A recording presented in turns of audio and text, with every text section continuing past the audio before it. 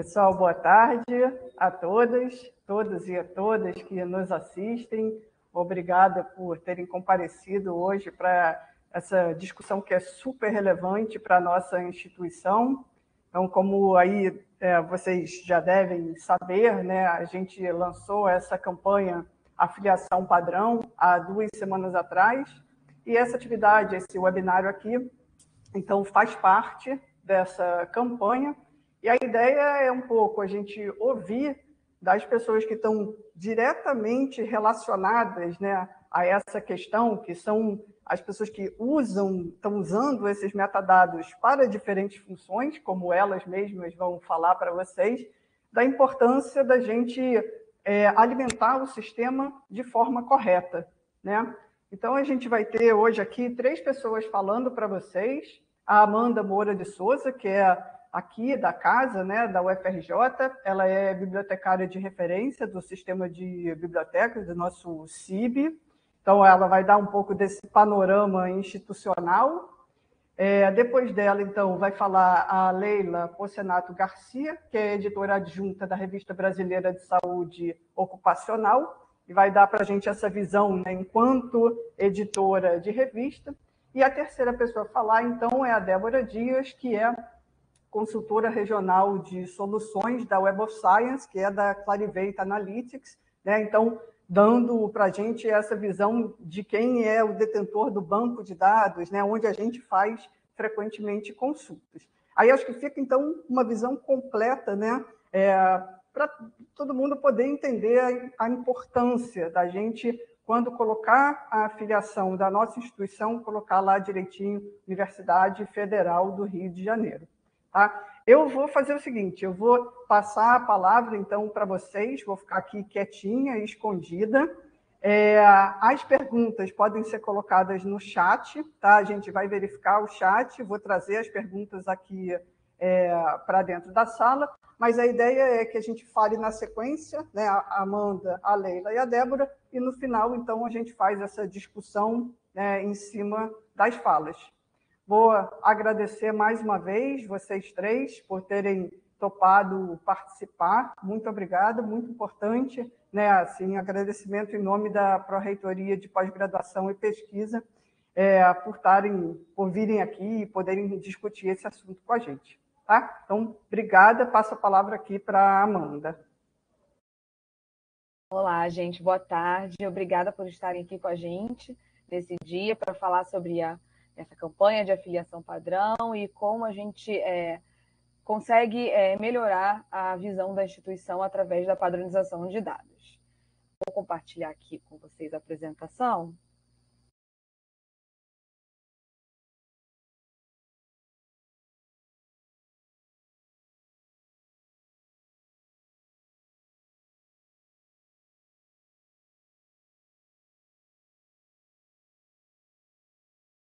Bom, conforme eu já fui apresentada, né, meu nome é Amanda Moura, sou do CIB, do Centro Referencial do CIB.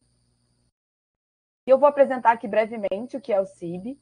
O Sistema de Bibliotecas de Informação é um órgão suplementar do Fórum de Ciência e Cultura, que é o gerenciador das 44 bibliotecas da UFRJ. O CIB tem como objetivo principal a interação de suas bibliotecas com a política educacional e administrativa da universidade, servindo de apoio aos programas de ensino, pesquisa e extensão. Dessa forma, fomentamos a colaboração e a produção técnico-científica, cultural, literária e artística através do desenvolvimento de serviços e produtos de informação. Ou seja, o CIB está aqui na Praia Vermelha com a coordenação, mas o CIB é composto também pelas 44 bibliotecas do sistema, que também trabalham, elas são, digamos assim, a linha de frente para tirar dúvidas, para fomentar toda essa produção técnico-científica e o que mais demandar aos programas de ensino, pesquisa e extensão. Agora eu vou falar diretamente sobre a afiliação padrão, né? Como que é importante esse esforço de representar o UFRJ com o nome correto, né? Isso já era um projeto antigo do CIB, que a gente teve uma ótima oportunidade com essa colaboração com a PR2, a partir dessa gestão de indicadores de desempenho, que através de alguns estudos que foram elaborados ao longo aí desse último ano, né, de 2021, chegou-se à conclusão que era preciso, antes de qualquer coisa, antes de qualquer outra ação mais profunda, investir na padronização dos dados da UFRJ, principalmente na questão da submissão dos artigos de pesquisa nas bases de dados, que é o que a gente vai ver um pouquinho hoje. Por que padronizar o nome da UFRJ? Em primeiro lugar, porque facilita o reconhecimento da Universidade Federal do Rio de Janeiro em publicações científicas, ou seja, fica mais fácil recuperar essas publicações pelo nome da instituição, hierarquicamente, primeiro pela Universidade Federal do Rio de Janeiro. Além disso, o nome padronizado ele eleva positivamente a nossa reputação enquanto uma instituição de referência. A visão que passa para o público externo é que nós temos consciência dos nossos dados e que nós trabalhamos com eles, quando a gente tem uma orientação para padronizar esses dados, começando, lógico, pelo nome institucional. Melhora sensivelmente o posicionamento da universidade nos rankings de desempenho. Essa razão, inclusive, é a principal motivadora desse grupo, né, que se uniu para tentar melhorar, ver como a UFRJ poderia subir nesses rankings de avaliação de desempenho das universidades, rankings internacionais. Mas, a partir desse movimento inicial, descobriu-se essas outras razões pelas quais a gente deveria padronizar o nome da universidade, né? E com isso veio também mais uma razão que é, digamos, a principal de todas, que é promover uma gestão mais eficiente dos nossos dados de pesquisa no âmbito institucional, ou seja, fazendo com que as pesquisas da UFRJ, uma vez agrupadas, com seus dados de artigos científicos corretamente representados, você consegue melhorar a comunicação dentro mesmo da instituição. Ou seja, fica mais fácil o trabalho de descoberta de artigos e o que os nossos pesquisadores e alunos estão fazendo em relação à pesquisa na universidade. Onde a gente concentrou essas informações para tirar dúvidas sobre a afiliação padrão? Tem um hot site hospedado lá na PR2, que está aí na tela para vocês, né, que a gente, inclusive, já elaborou um tutorial para a afiliação padrão, ou seja, lá tem todo o passo a passo que a Leila vai falar mais tarde, né, também um pouquinho sobre isso. Lá tem todo o passo a passo de onde você deve colocar o nome da UFRJ por extenso, sem abreviaturas, para melhor, para contribuir para o melhor reconhecimento da instituição. Então, esse tutorial está lá nessa página. Vocês também podem enviar dúvidas para o e-mail do Centro Referencial do CIB. E também para saber mais sobre o programa Gestão de Indicadores de Desempenho, qual eu faço parte, junto com a Daniela e outros pesquisadores engajados nessa missão de melhorar a nossa visão institucional, né? Através do e-mail, gide@pr2.ufrj.br. A gente está à disposição para tirar dúvida, pode ser por e-mail, pode ser pelas redes sociais também, a gente também atende, tá? E é isso, o objetivo para que cada vez mais a gente tenha a organização dos nossos dados. Tenho certeza que esse é o primeiro passo de outras várias ações que precisam ainda ocorrer para que a nossa instituição seja reconhecida mais facilmente pelo público externo e isso impacte também a nossa instituição internamente. Bom, gente, o que eu tinha para falar é isso, é muito breve, é um panorama, né? E eu vou passar a palavra aí para a Débora, que vai falar sobre a Web of Science, né? Onde isso se localiza na Web of Science, nas bases de dados. E mais tarde a gente volta para conversar sobre as dúvidas que vocês possam ter. Perfeito, obrigada. Deixa eu startar aqui a minha câmera, ficar mais tranquilo. Vou parar o meu compartilhamento. Uhum. Agora, então. Sim. Agora, então, fazer o meu compartilhamento aqui. Bem, muito boa tarde a todos, bem-vindos, né? É um prazer estar aqui com o pessoal da UFRJ para discutir esse assunto tão importante, que é a padronização do nome da instituição. E eu vou realmente fazer, primeiro, uma introdução muito breve aqui, mas logo depois eu vou direto para a base, para a Web of Science, para poder mostrar para vocês como é que acontece dentro da base.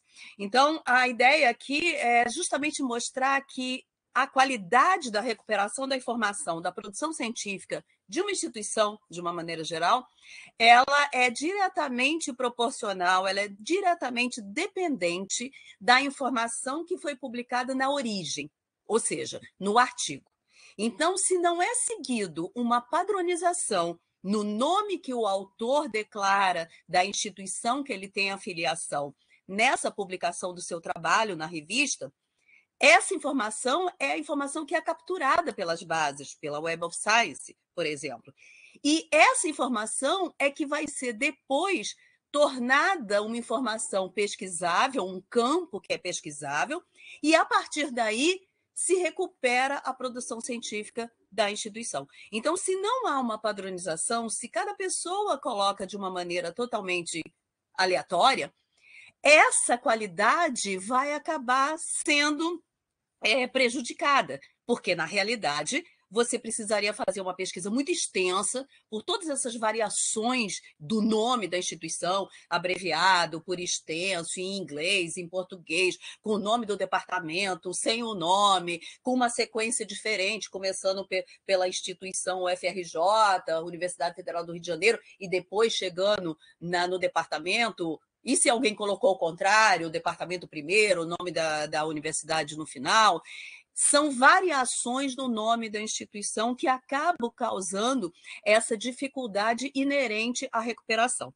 Então, eu vou aqui só falar brevemente da Clarivate, né, que é a nossa empresa, que nós somos fornecedores de recursos e temos algumas das nossas bases dentro do que é assinado dentro do portal de periódicos da CAPES, e nós já temos 60 anos, né, de história fornecendo informações e análises de confiança para prover todos esses dados necessários para todo o processo da pesquisa acadêmica, da pesquisa científica, desde o começo até o final, quando você analisa. A Web of Science, que é a nossa base referencial, só para que a gente possa exemplificar e detalhar aqui, é a nossa base, digamos, a gente chama de flagship, que é a base mais importante dentro do nosso portfólio, dentro da nossa plataforma. É uma base que tem atualização diária, que indexa revistas científicas e conferências, mas indexa também livros. Eu falo de revistas científicas e conferências porque é o que está assinado no portal da CAPES, que vocês da UFRJ têm acesso, desde 1945. Então, é uma base referencial, multidisciplinar, que indexa essas revistas e essas conferências do mundo inteiro, atualizando semanalmente. Então, é muito comum, obviamente, serem feitas pesquisas de produção científica através da Web of Science. E agora eu vou mostrar para vocês, né, sempre tendo em mente que você vai localizar as informações que estão dentro da Web of Science a partir do que elas foram alimentadas, a partir do que foi publicado dentro das revistas ou dos anais de congresso. A Web of Science captura essas informações, coloca sob a forma de campos, e aí esses campos eu vou poder pesquisar. Então, digamos que eu estou fazendo um levantamento da produção científica da Universidade Federal do Rio de Janeiro. E eu não me atentei a alguns detalhes que existem e também nem estou considerando muito. Eu vou fazer um levantamento e eu entendo que a informação da instituição eu poderia pegar, por exemplo, dentro do campo endereço. Por quê? Porque o campo endereço é aquele campo que vai capturar as informações que o autor colocou lá na publicação do artigo, da instituição, que ele tem associação, do país, tudo. Então, vamos supor que eu estou fazendo esse levantamento e eu achei por bem que eu vou fazer esse levantamento aqui pelo campo endereço. Eu posso procurar, talvez, por o FRJ. Eu assumo que o FRJ é uma maneira de estar escrito o nome da instituição e vou fazer esse levantamento. E o que eu quero mostrar aqui, e eu estou até exagerando um pouquinho nesse exemplo, é o quanto diferente esses resultados vão ser obtidos quando eu procuro por uma variação do nome ou por outra variação do nome. Então, quando eu procuro por o FRJ, por exemplo, pegando tudo que está dentro da Web of Science hoje e que tem autores, artigos que tem autores que, na verdade, declararam que são da UFRJ, declarando o FRJ dessa maneira abreviada, eu encontro 9.888 artigos. Pode ser até uma produção interessante. Mas vamos supor que eu agora fiquei com uma dúvida. Será que o autor escreveu o FRJ ou o autor escreveu por extenso? Universidade Federal do Rio de Janeiro. Então, eu vou colocar aqui, Universidade Federal do Rio de Janeiro. Extenso. Porque eu estou assumindo que os autores da UFRJ, eles publicam e eles usam uma dessas duas variações, o UFRJ, abreviado, ou, por extenso, Universidade Federal do Rio de Janeiro. E quando eu faço essa pesquisa nesse mesmo campo endereço, eu capturo 9.888 resultados. Mas por quê? Porque, de repente, eu estou trabalhando com um campo que está pegando literalmente a maneira como foi publicado. Então, muitas vezes, o autor pode ter colocado por extenso e do lado o FRJ.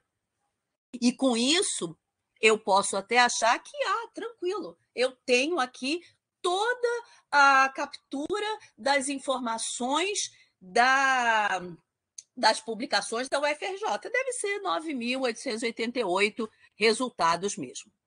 Será? E é isso justamente que eu quero mostrar para vocês. Porque dentro da Web of Science existe um campo que tenta minimizar essas variações do nome da instituição que os autores têm utilizado quando da publicação dos seus trabalhos nas revistas, nos anais de congresso. Aglomerando, agrupando essas variações de nome, então o abreviado, por extenso e inglês, dentro de um campo único.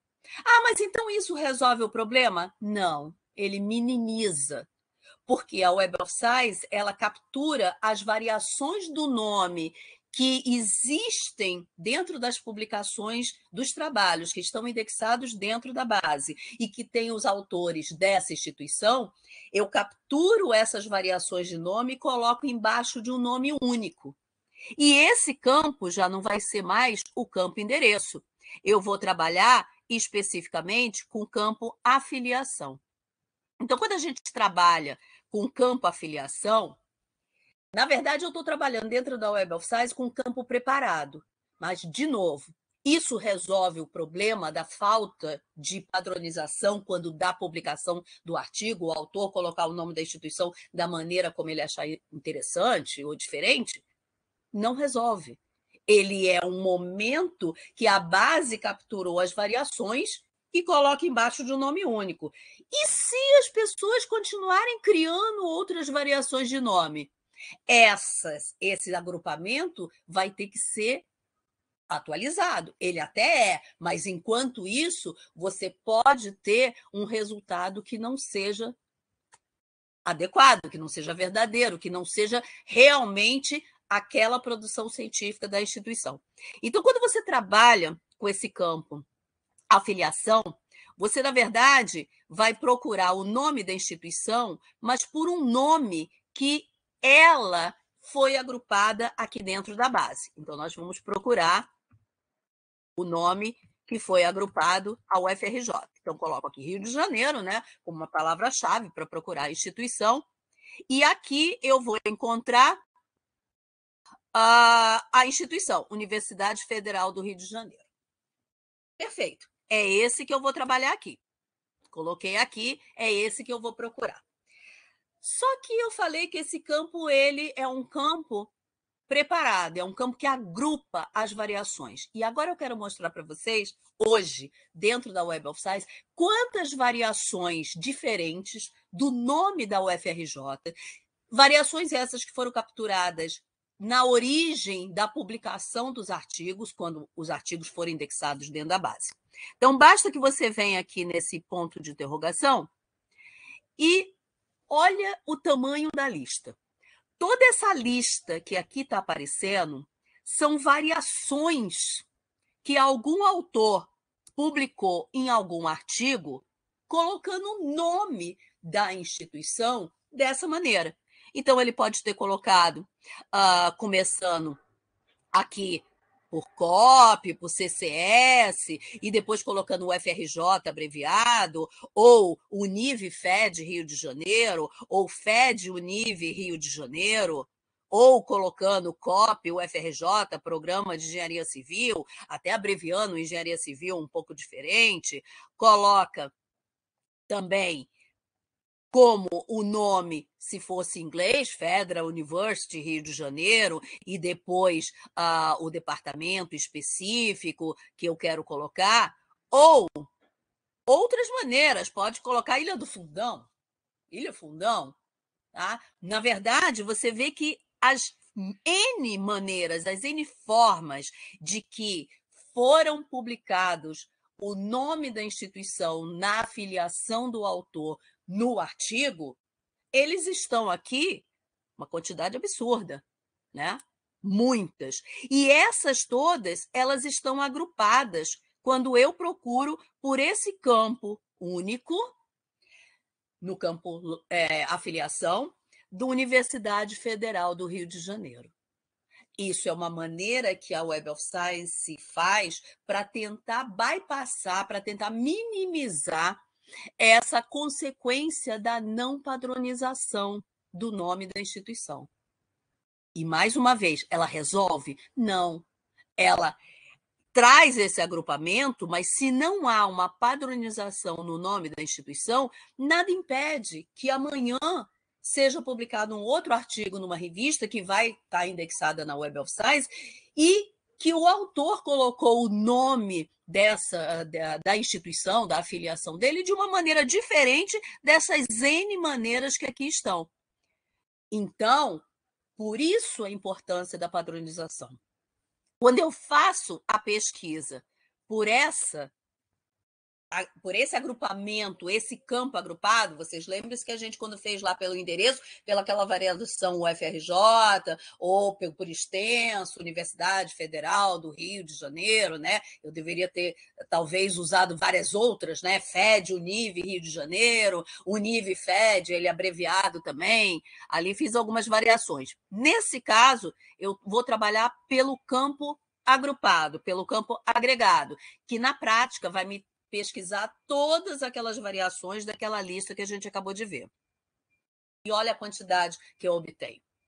80.401 artigos que teriam autores da UFRJ.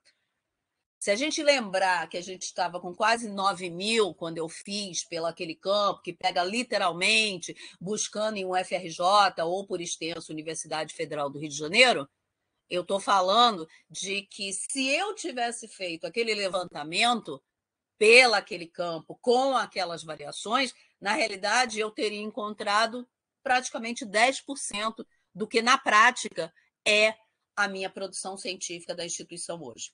Mas eu posso garantir que essa quantidade, essa produção científica que está sendo me mostrada aqui, de 80.000, é efetivamente a realidade? Eu posso, de uma maneira relativa. Por quê? Porque eu estou procurando em cima daquelas variações de nome que estão hoje agregadas. Mas se eu não tenho uma padronização, o que vai acontecer? Nada impede que algum artigo novo tenha entrado na base e que use alguma variação do nome da UFRJ diferente de qualquer uma daquelas que está naquela lista. Então, mais uma vez, a importância é direta, a relação é direta com a qualidade da informação que você recupera. Muitas vezes, e essa iniciativa da UFRJ é extremamente importante e é algo que todos dentro da instituição devem realmente abraçar isso, porque, obviamente, que tendo uma padronização, primeiro, você vai capturar com mais qualidade essa produção científica, sem dúvida alguma. E se nessa padronização, inclusive, você tiver uma padronização tal que agregue o nome da instituição, o nome do departamento, também, amanhã ou depois, você poderá até utilizar o campo endereço, textualmente, ele por extenso, para você capturar a informação da produção científica de um departamento especificamente. Sem padronização, nada disso acontece. Então, mais uma vez, é importante que a gente chame a atenção disso, é importante que isso seja extremamente compreendido pela comunidade da instituição, porque, obviamente, as consequências acabam caindo em toda a instituição. Né? Quando você tem um levantamento da produção científica da sua instituição, que a coloca num ranqueamento A menor, que reconhece uma produção científica que, na prática, é menor do que a realidade dela, ela vai acabar sendo ranqueada, sendo reconhecida de uma forma A menor do que a sua realidade. Tá? Então, isso é muito importante que a gente deixe bem enfatizado aqui, e mais do que isso realmente seja abraçado por toda a comunidade, né, nas suas publicações, que sigam essa padronização. Sob o ponto de vista da Web of Science, obviamente, esse campo continuará, uma vez existindo a padronização, essa padronização será parte integrante daquela lista das variações, mas, sem dúvida alguma, a existência da padronização só facilita e só dá mais qualidade nessa recuperação desses dados. Ok? Então, eu acho que era isso que eu tinha para falar. E agora, eu acho que eu passo para... Eu não me lembro quem é a próxima pessoa, mas... A Leila, desculpa. Então, a Leila agora para mostrar em relação às publicações. Obrigada.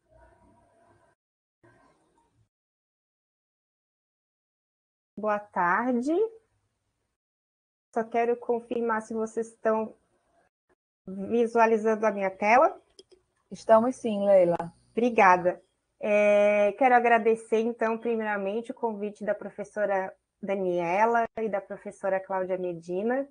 E é uma satisfação muito grande estar aqui com vocês nessa tarde para trazer a visão da editoria científica para essa questão da afiliação institucional. Também parabenizar a UFRJ por essa iniciativa, porque é evidente que essa padronização ela traz benefícios para todo o ecossistema da pesquisa científica, né? A gente consegue não só trazer esses benefícios para a universidade, mas para a recuperação da informação, para a realização de estudos bibliométricos. Então, é todo um ciclo de pesquisa que se retroalimenta, e a qualidade da informação sobre autores, sobre a instituição, ela é muito importante. Então, a partir dessa visão da editoria científica, eu preparei essa apresentação com duas partes. Uma trazendo algumas situações e questões relacionadas à afiliação e à integridade científica, e, em seguida, um exemplo prático de como inserir essa informação sobre a afiliação na submissão de um artigo. Então, a afiliação institucional, ela é pouco definida, digamos assim, pelas entidades científicas. Uma definição que é bastante usada, essa da Associação Americana de Psicologia, é de que a afiliação institucional identifica o local onde o autor, autora ou autores estavam quando a pesquisa foi realizada, que geralmente é uma instituição. A afiliação principal de cada autor ou autora deve ser a instituição onde a maior parte do trabalho foi realizada. Então, quando o autor ele vai submeter o trabalho que ele fez na sua dissertação, na sua tese, que foi desenvolvida na UFRJ, mas naquele momento ele já tinha passado num concurso para docente, já estava em outra instituição, já estava em outra cidade, trabalhando em outro local, mas se aquele trabalho que ele está submetendo é da UFRJ, é o UFRJ que deve ser a instituição identificada como de vínculo para aquele artigo.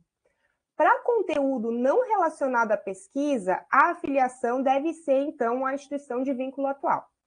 Cada autor ele pode ter mais de uma afiliação, mas nem sempre as revistas permitem a identificação de múltiplas afiliações. A maior parte das revistas permite, mas, de todo modo, é indicado sempre ver as normas específicas de cada periódico.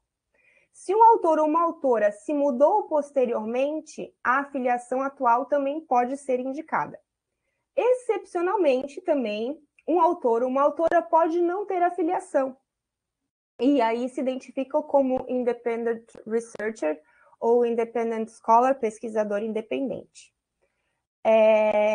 É sempre interessante, do ponto de vista acadêmico, quando o autor, a autora vai submeter o artigo, indicar uma afiliação institucional. E principalmente, né, no nosso caso, sendo pesquisadores brasileiros de um país que não faz parte do núcleo de países centrais para a ciência mundialmente, que se identifique uma afiliação institucional. E que se identifique e que se faça essa submissão também usando um e-mail institucional. Porque sempre tem um viés implícito de quem está recebendo essa submissão, que pode, né, digamos assim, perceber como uma submissão de maior valor aquela que tem uma vinculação institucional e que está sendo submetida por um e-mail também dessa mesma instituição. É responsabilidade dos autores e das autoras informar corretamente a afiliação no momento da submissão do artigo. Então, não é responsabilidade dos editores checar se essa informação está correta, né? É a obrigação dos autores informarem corretamente e também verificarem na prova do artigo. Então, não só no momento da submissão, mas também quando o autor recebe o arquivo PDF para aprovar, né, o prelo da sua publicação, ele deve verificar se está tudo correto, se não tem nenhum erro de digitação, se não tem nenhum problema naquela identificação, tanto do nome dos autores, quanto das instituições. E é sempre importante que esteja identificada a instituição, a unidade do departamento, cidade, estado e país, desse local onde foi desenvolvido o estudo. Então, não cabe aos editores definirem a afiliação institucional dos artigos, né, dos autores. Em relação à integridade em pesquisa, existe um reconhecimento de que a afiliação ela confere credibilidade ao artigo, mas também ela carrega um reconhecimento e responsabilidade para a instituição. Né? Um pouco a Amanda falou isso no início, né? Que traz esse reconhecimento, inclusive porque, uma vez os artigos cadastrados nas bases de dados, eles vão entrar no cálculo dos indicadores de desempenho e esses rankings das instituições, né, que geram esses rankings das instituições. Então, traz esse reconhecimento e, ao mesmo, traz uma responsabilidade. A afiliação dos autores de um artigo define também qual é a instituição que supervisiona a integridade da pesquisa desse artigo. Então, no caso desse artigo sofrer algum tipo de denúncia ou algum tipo de dúvida em relação a questões relacionadas à sua integridade científica, essa instituição que está identificada, ela também vai ter a responsabilidade de responder por uma eventual investigação que parta a partir dessa situação levantada pelo artigo. A informação incorreta sobre a afiliação pelo autor pode ser considerada má conduta. E existem relatos no meio científico de autores que indicam afiliação falsa, né, que se dizem ser afiliados a instituições que eles não são, para aumentar a probabilidade de que esse artigo seja aceito para publicação. A inclusão de autores falsos, né? A invenção de autores vinculados a determinadas instituições com essa mesma finalidade, e também situações de autores inconscientes, que são pessoas que realmente existem, né? São autores verdadeiros, mas não estão conscientes de que o seu nome foi incluído como um autor daquele artigo. Então, essas são questões, né, de integridade científica ou de uma conduta.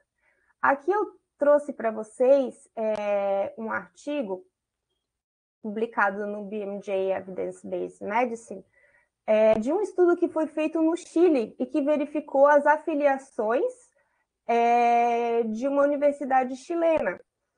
E, surpreendentemente, 40% dos artigos tinham pelo menos um autor no qual não foi possível verificar a afiliação reportada àquela universidade. Então, assim, uma quantidade muito alta, né, uma proporção muito alta de artigos dos quais não foi possível ligar a pessoa à instituição que estava citada. E são resultados preliminares, né? Então a gente não teve acesso a esses dados para conseguir avaliar de maneira mais aprofundada, mas isso remete não só a questões de integridade, possivelmente também, né? De autores informarem uma afiliação que não é correta ou que não é verdadeira, mas também erros na forma de reportar a filiação que podem dificultar encontrar esses autores e checar essa sua identidade. E aqui também são outros exemplos, né, de situações de uma conduta científica mostradas nesse blog, que é muito interessante, do Retraction Watch. Né? Então, esse é de um autor que mentiu para as revistas sobre sua identidade. E isso foi identificado nessa revista de medicina da Indiana. E aqui no lado da direita, essa notícia fala uma nova forma de plágio, quando os pesquisadores inventam nomes de coautores. Então, são exemplos daquelas situações que eu falei para vocês anteriormente, são coisas que realmente acontecem, infelizmente, né? E são questões de uma conduta científica de quebra de integridade. E aí a gente entra, então, na segunda parte dessa minha apresentação, né? De dar para vocês um exemplo de como que a gente faz a inclusão, a informação sobre a filiação no momento que a gente vai submeter um artigo para uma revista. Então, aqui está a página inicial da Revista Brasileira de Saúde Ocupacional, no portal do Cielo, e a gente vai ter aqui no canto superior direito o link para submissão de manuscritos. Aí, clicando aqui, vai abrir uma outra janela que vai direcionar para o Scholar One, que é o sistema onde ocorre o gerenciamento dos artigos que são submetidos e processados na revista. Então, vai ser solicitado primeiro, né, para desbloquear a janela de pop-up, porque em alguns momentos vai ser necessário utilizar essas janelas, e em seguida fazer um login. Se a pessoa não tem um nome de usuário e senha já registrado, então vai ter que criar uma conta nova, e se já tem, né, fazer o login com o seu identificador e senha. E existe também a opção de fazer o login com o ORCID, ou ORCID, como a gente fala no Brasil, né? Que é um número de identificação único de cada pesquisador. É bem interessante fazer esse login ou vincular o registro no ORCID com o sistema de gerenciamento da revista, porque quando a gente faz o nosso cadastro no ORCID, vai abrir aquele campo para informar a instituição. E lá, o nome da instituição ele já está padronizado. Então, se for buscar por Universidade Federal do Rio de Janeiro no campo do ORCID, vai estar de uma única forma. E isso já vai ser baixado de forma padronizada também, né? Vai ser puxado aqui nesse sistema de gestão de artigos. Então, uma vez feito o login, pode ser feito, né, que a gente recomenda que já seja feito vinculado com o OrcID, vai abrir essa janela para iniciar uma nova submissão. Aí, vamos clicar aqui em iniciar submissão, vai abrir esse passo 1, que é para informar o tipo, o título do artigo e também inserir o abstract. Depois vai ter o passo 2 e o passo 3, que eu vou pular, né, que é a parte de incluir os arquivos e os atributos do artigo. E o passo 4, então, é a informação sobre autores e instituições. Então, vai perguntar, primeiro, né, o autor vai ter que responder se ele é um autor que está submetendo o manuscrito com a anuência dos seus coautores, ou se é um agente de submissão, por exemplo, uma pessoa que é da equipe de apoio à pesquisa, que não é autor, mas que está fazendo isso com autorização dos autores.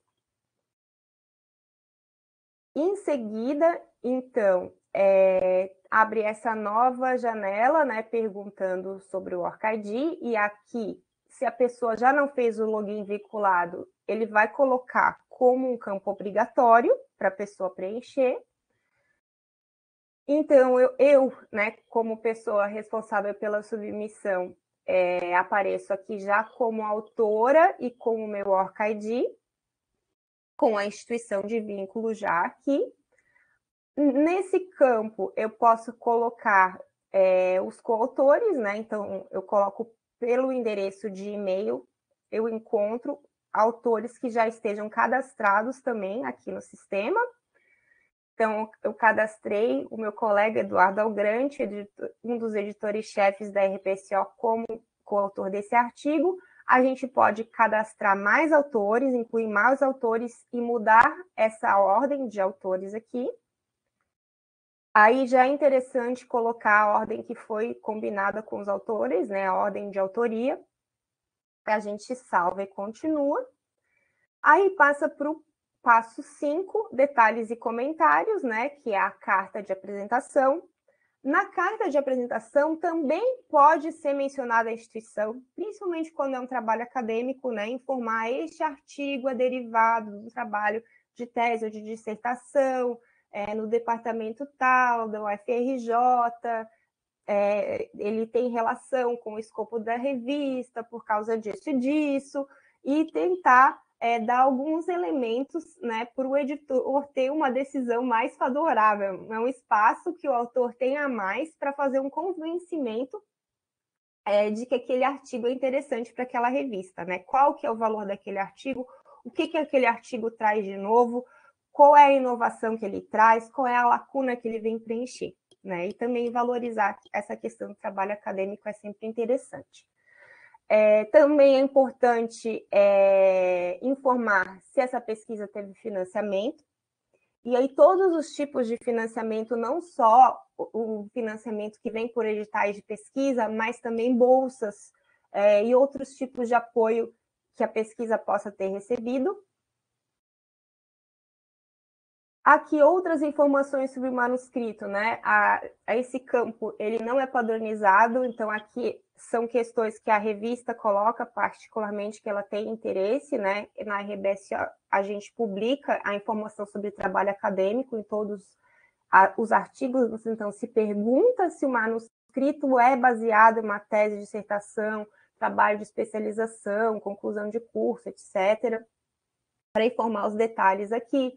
Se esse artigo é derivado de um trabalho que foi apresentado num evento científico, também a questão dos conflitos de interesse, se existem conflitos de interesse, devem ser declarados, e as questões éticas envolvidas na realização do estudo. E, por final, então, são feitas perguntas em relação à autoria, né, contribuição de cada autor, de acordo com esse MJE. Existem outras formas, né, outras normas para definir a atribuição de autoria, mas a RBSO adota esse padrão do CMJE. As confirmações, né, de que o artigo é inédito, que está sendo submetido somente a essa revista, etc. Se o artigo foi submetido previamente à revista ou se é uma ressubmissão. E depois, o sexto e último passo é revisão e submissão. Observações. No Scholar One, que é esse sistema de gestão de manuscritos que a RBSO usa e que a maior parte das revistas que estão no Cielo utilizam, é permitido incluir somente uma filiação por autor.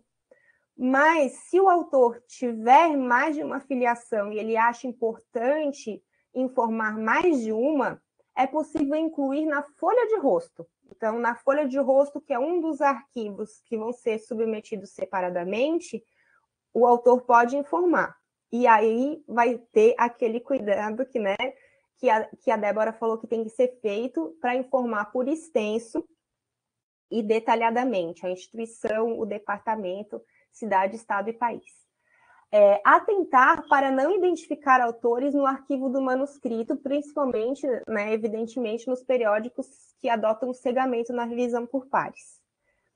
E, depois do processo editorial todo, né, quando chegar no momento de aprovar o artigo para publicação, como eu já falei, eu vou reforçar, é importante checar com atenção os nomes dos autores, o endereço para a correspondência e as afiliações, porque podem, ainda que a pessoa tenha informado tudo direitinho no momento de submeter o artigo, podem ocorrer erros, podem ocorrer modificações, né, no momento da revisão de idiomas, no momento da produção dos arquivos de XML, por exemplo, que podem alterar alguma questão ali, né?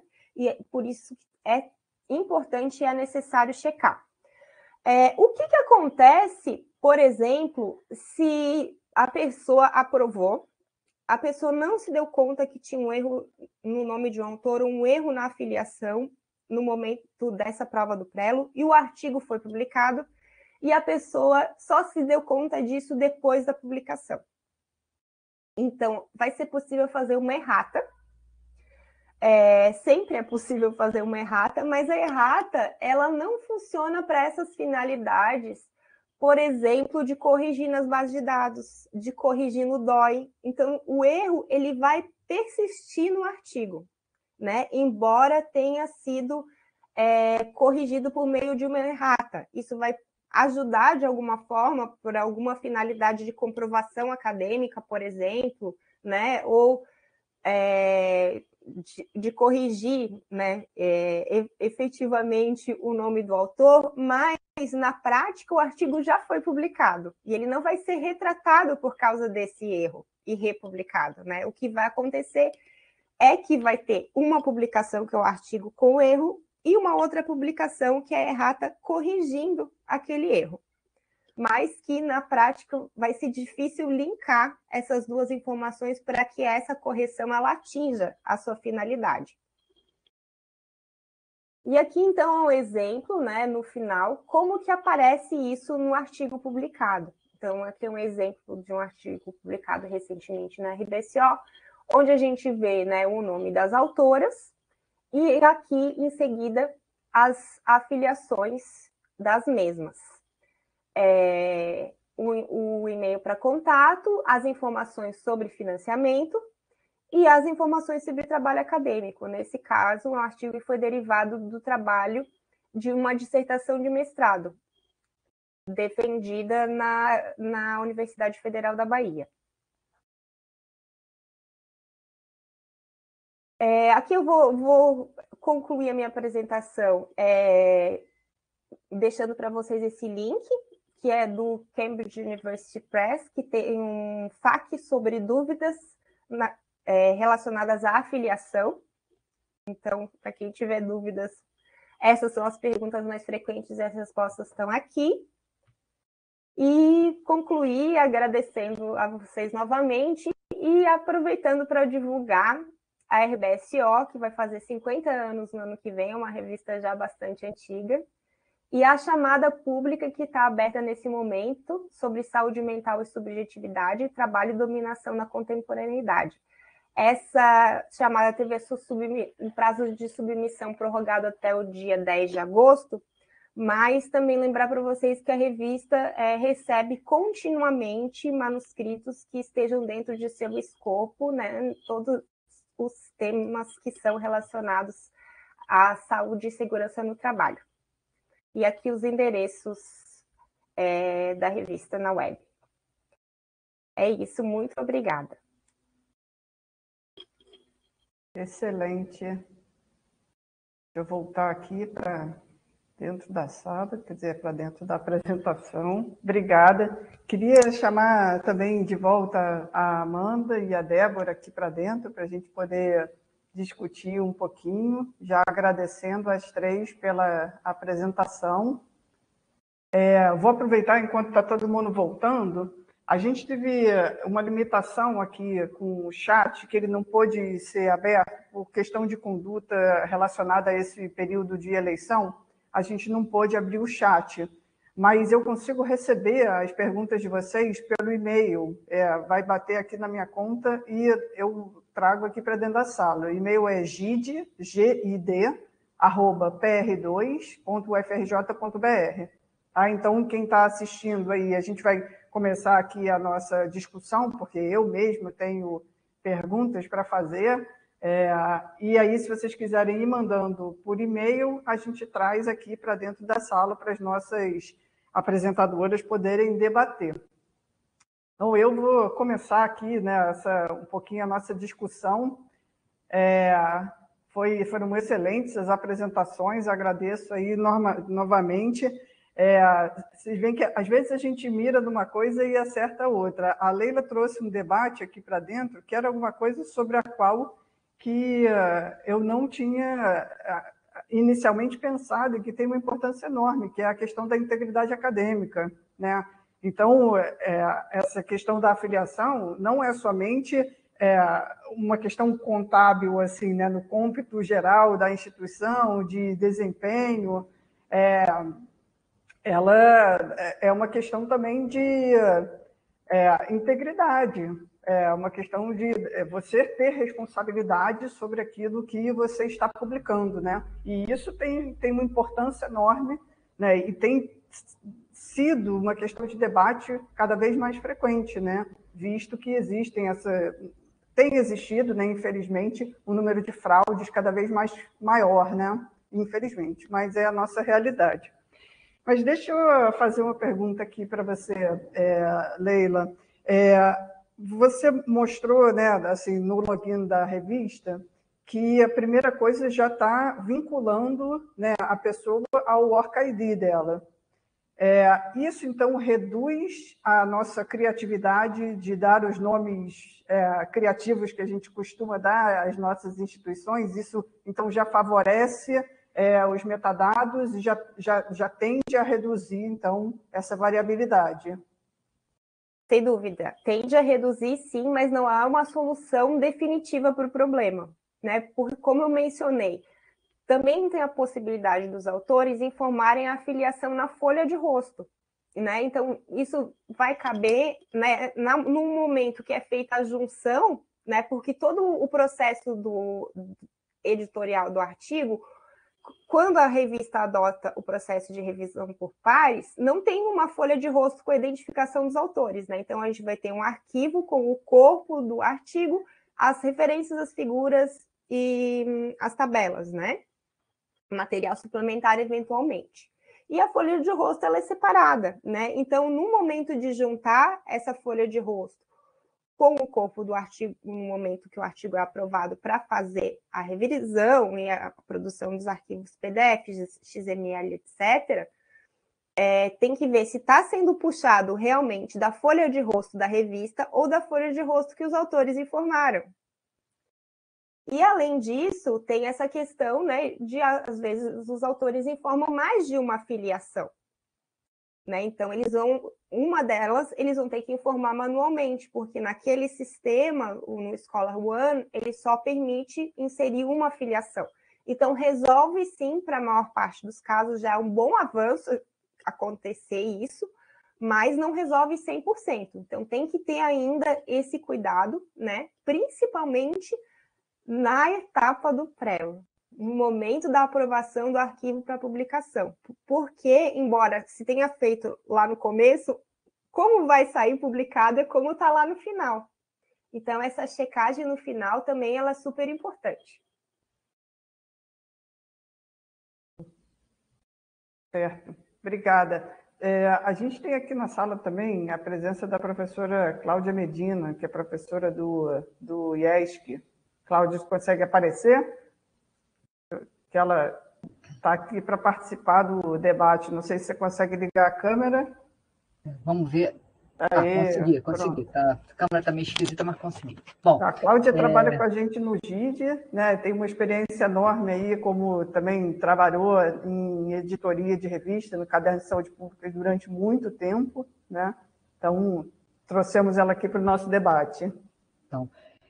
Então, obrigada, Daniela. Assim, em primeiro lugar, parabenizar, eu adorei as 3 apresentações, eu acho que atenderam esse objetivo de ter as 3 visões, né, da gente na instituição e da importância para a instituição da filiação das bases que fazem as análises, e Leila aí com essa imensa experiência que ela tem em editoria científica. Eu sempre falo para ela, para mim a Leila é a referência de editoria científica, porque é a pessoa mais atualizada que eu conheço nessa área, né? Além dela fazer parte, ser membro de vários comitês, ela, de fato, participa ativamente dos congressos e tem sempre atualizações para nos trazer. Mas a minha pergunta, eu acho que é para as 3, uma dificuldade que, como autora, né, eu sinto é essa falta de padronização dos sistemas de gerenciamento da editoria, né? Eles podem até ser sistemas diferentes, mas eles são diferentes na forma, com as informações que eles demandam aos autores. Isso acaba trazendo uma certa dificuldade, eu acho, para o autor, principalmente num sistema de informação que você admite que o terceiro informe por outro, né? E isso acontece por um autor que está informando os coautores e mesmo como editora associada, né? Atualmente continuo, né, na editoria, mas na editoria associada do International Population Data Science, e quando eu busco revisores, muitas vezes sou eu que cadastro o revisor no banco, e eu vou cadastrar em cima de alguma informação que eu achei na internet, etc. Enfim, então, eu acho, queria ouvir de vocês se existe, se sabe, algum plano, olha, vamos sentar e vamos... Cada um tem o seu sistema editorial, tudo bem, mas esse conjunto de informações a gente deveria padronizar, e até que ponto o OrcID vai evoluir para permitir que, de fato, você, quando estiver procurando alguém, possa entrar ali e capturar a informação dessa base na nuvem, né? Enfim, ou ele é mais um cadastro que acaba ficando desatualizado, que a pessoa entra, se cadastra aquele OrcID numa instituição, depois ela troca da instituição, ninguém meio que cobre, aquilo fica ali e enfim, e traz ruído, né? Então, eu queria ouvir de vocês o que vocês conhecem aí que possa estar acontecendo nesse meio editorial para resolver essa dificuldade das informações, dos metadados dos artigos.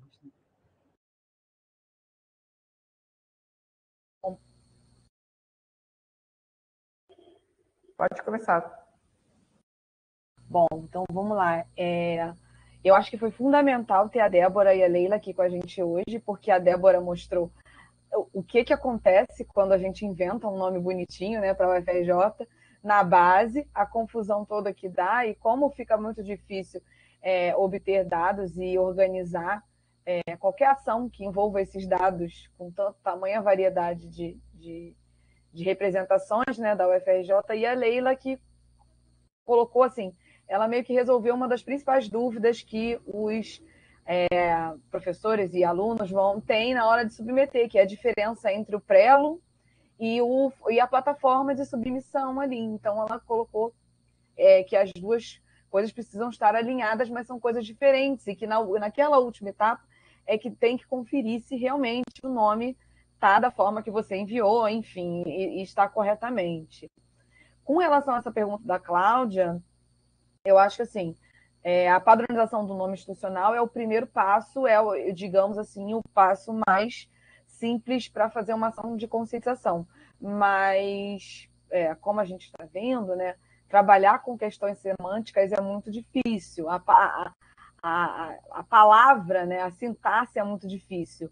O ORCID é uma excelente estratégia para melhorar essa recuperação desses dados, porque ele vai atribuir um número de identidade científica, digamos assim, para o pesquisador. E é importante o pesquisador também ter em mente que o ORCID é dele, não é da instituição. Se ele mudar de instituição, ele precisa manter aquele ORCID, ele só vai precisar atualizar o cadastro dele da instituição. É um cadastro, Cláudia, como você mesmo falou, é um cadastro como outro qualquer que a gente precisa atualizar quando muda algum dado ou alguma informação ali dentro. Mas eu diria que o ORCID ele é uma das ações assim que a gente também precisa desenvolver na universidade para conscientizar da importância dele, que várias plataformas já usam dados do ORCID, né? O próprio currículo Lattes, por exemplo, tem integração, as bases de dados, a Web of Science, a Scopus, enfim.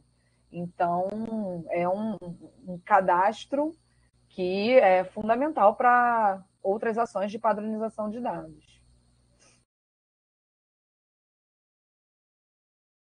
Até como uma forma de complementar o que a Amanda disse, existem várias iniciativas, né, no mundo para ter um cadastro único, tanto para os autores quanto um cadastro de instituições que a gente pudesse buscar e talvez até, se você pensar no que seria ideal, até um numérico, um código que pudesse trazer isso.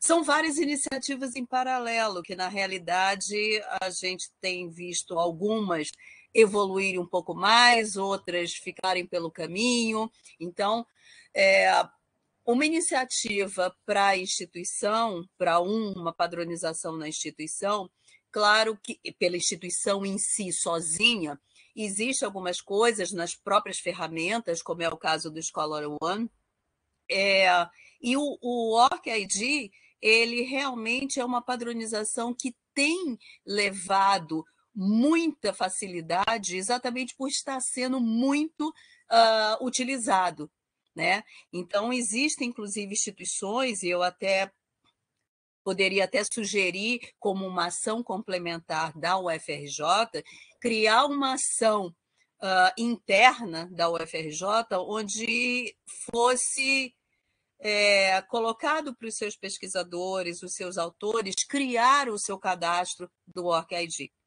A partir do momento que isso seja uma iniciativa institucional, todos os pesquisadores da instituição criarem o seu cadastro e, obviamente, mantê-los atualizados, seria, sem dúvida, uma maneira de facilitar tanto na situação de você, como autor, ir publicar um artigo e estar usando um sistema que, através do ORCID, vai puxar o nome da instituição, como também dá algumas vantagens adicionais do você poder analisar até a produção científica do autor por conta de ter um cadastro onde essas informações estão lá completas e atualizadas. Sob um ponto de vista mais específico, a Web of Science é uma das ferramentas que tenta criar, né, essas opções que padronizem, que acertem, que agrupem, como foi o caso do campo afiliação que eu mostrei, e em curto prazo, curto, médio prazo, deve ser implementado dentro da Web of Science também um identificador para o autor, onde vai se ter um identificador único ali para o autor, para tentar justamente facilitar e minimizar as situações de homônimos ou mudanças de nome do mesmo autor, agregando tudo de uma forma também agrupada. Mas, sem dúvida alguma, eu acho que a ação da instituição em definir uma padronização e começar a fomentar essas situações de os seus pesquisadores contribuírem criando esses cadastros, sem dúvida alguma, já criou uma facilidade muito grande. Tá?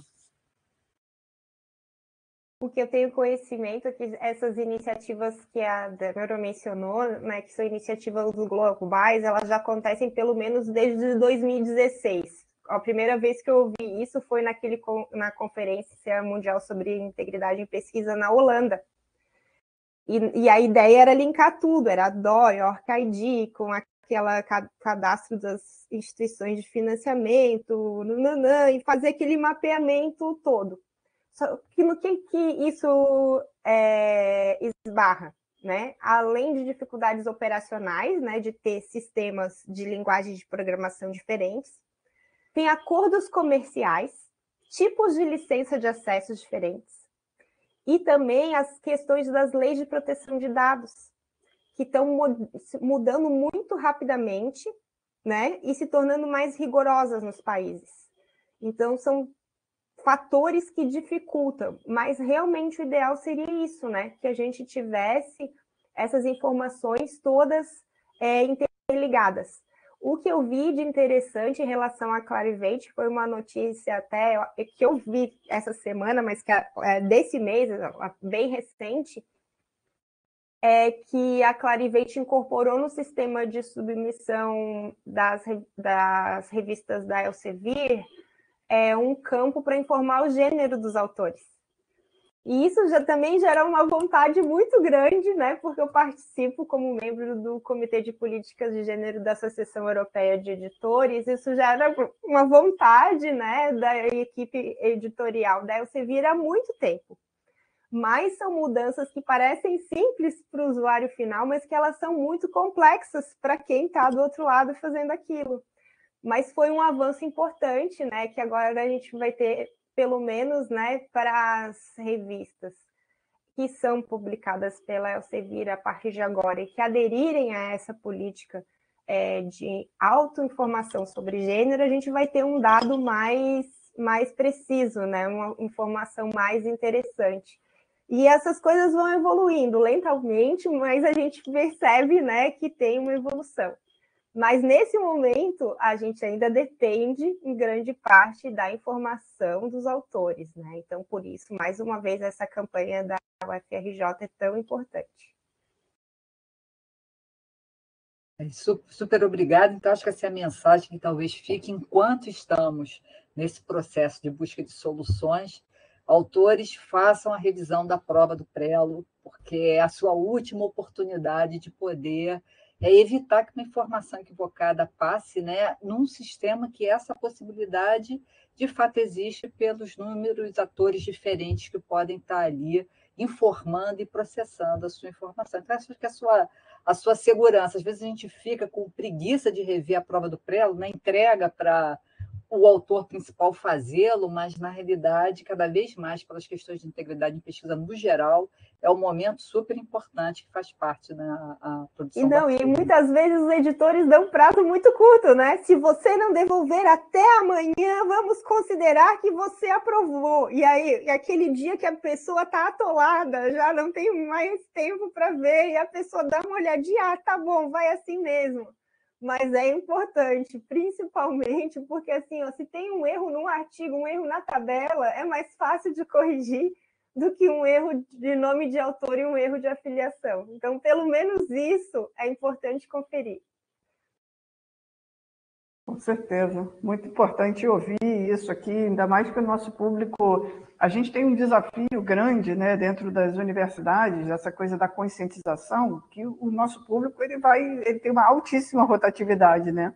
Apesar da gente ter um corpo docente que é permanente, a gente tem alunos aí que estão entrando na iniciação científica, mestrado, doutorado, entrando, saindo. Então, tem que ter alguma forma da gente manter essa conscientização ativa, né? Temos que pensar em como vai ser isso, né? De sempre manter o aluno que está entrando informado do quão importante colocar as informações corretas, verificar as informações, né? Porque muitas vezes é até o aluno que faz, né? O aluno de doutorado que faz a submissão e que verifica os dados finais, né? Não necessariamente é o próprio docente que está realizando isso. Existe uma confiança nesses alunos que são mais sêniores e tudo, de fazer. Então, acho que a gente tem um desafio grande nesse sentido, né? Deixa eu colocar aqui para vocês a pergunta que veio do Leandro Campos. Nesse sentido, acho que estava lá na primeira pergunta, quando ele mandou, é utilizando o ORCID que a melhor padronização da UFRJ aparece?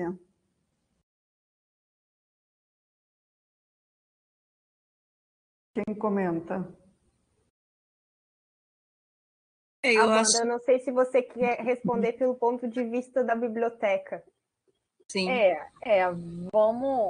Vou responder aqui pelo ponto de vista do profissional, né, de biblioteca de informação. Eu diria que não sei se eu consigo dizer que é a melhor padronização, mas é uma porque pode acontecer também do pesquisador preencher o nome da universidade errado. Enfim, então não é que seja a melhor padronização, mas a partir do momento que há uma conscientização para preencher o ORCID corretamente, fica mais fácil correlacionar o professor com a instituição e com aquela publicação.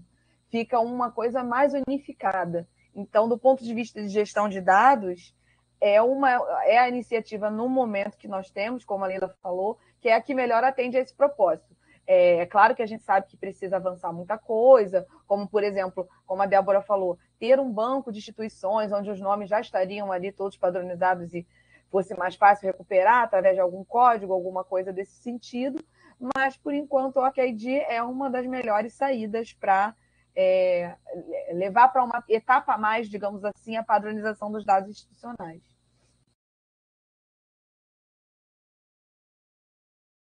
Alguém mais quer comentar? Só complementar essa pergunta do Leandro, que na maior parte das revistas vai ter essa opção de linkar, mas nem todas. Então, não dá ainda assim para confiar. Então, a melhor padronização é colocar o nome da universidade por extenso, em português, vírgula, cidade, estado, país. Ótimo, que nem está aí embaixo aí, né? Eles estão vendo esse que a gente está vendo, Universidade Federal do Rio de Janeiro. Esse é o nosso nome, né? Um nome próprio não se traduz. Eventualmente, algumas revistas não autorizam usar, né? Eu sei porque eu preencho o ranking, por exemplo, o ranking de Xangai não autoriza a gente usar o nome em português. Então, eu sou obrigada a traduzir para a Federal University of Rio de Janeiro. Então, eventualmente, isso acontece e a gente tem que traduzir. Mas o correto é sempre manter em português, lembrando, né, que é um nome próprio, é o nome da nossa universidade.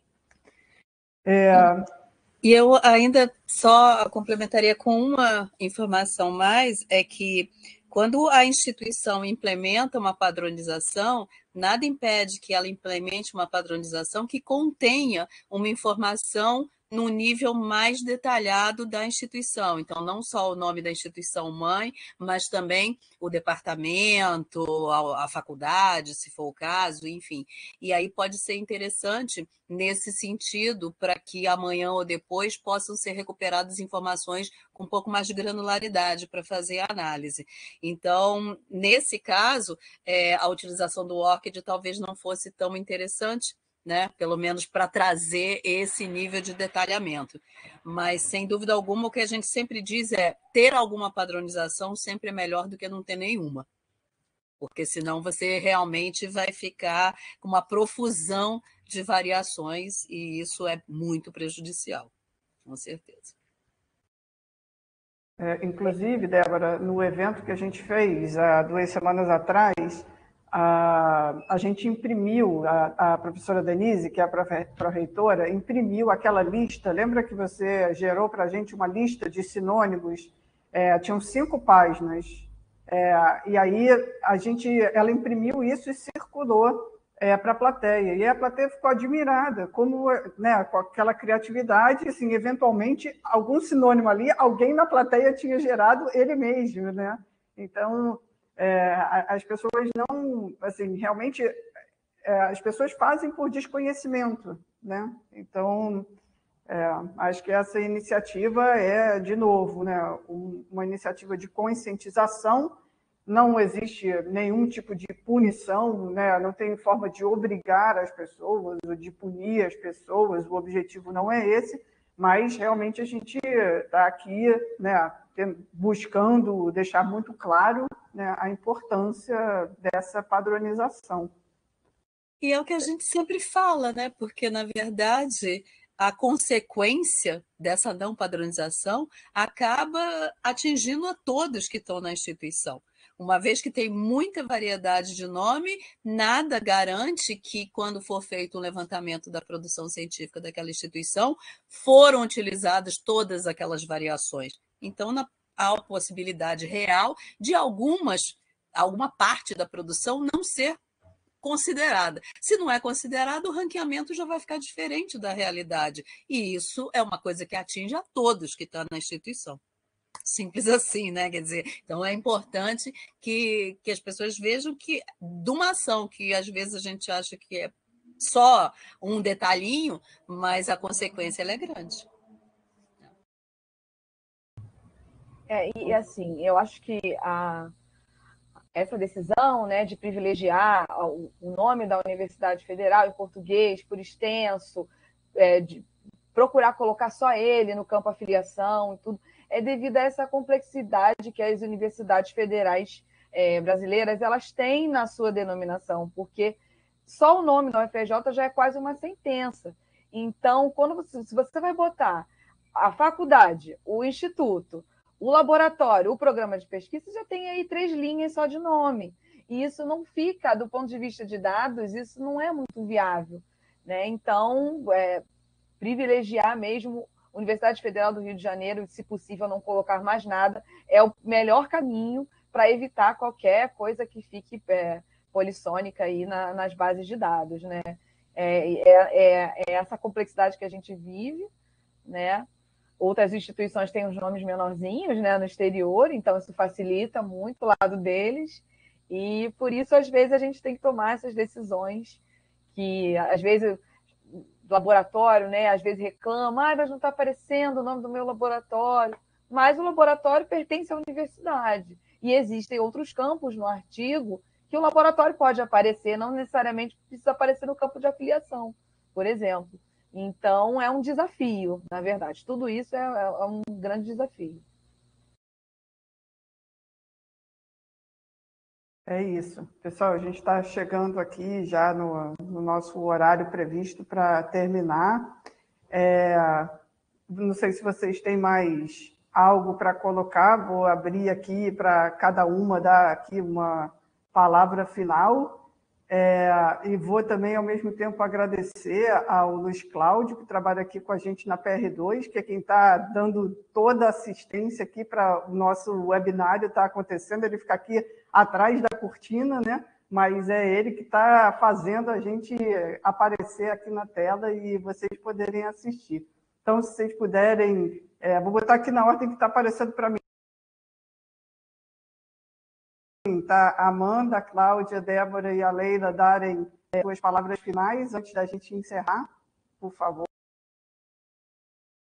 Bom, em primeiro lugar, quero agradecer a vocês, meninas, pela companhia aí nessa tarde, para a gente poder...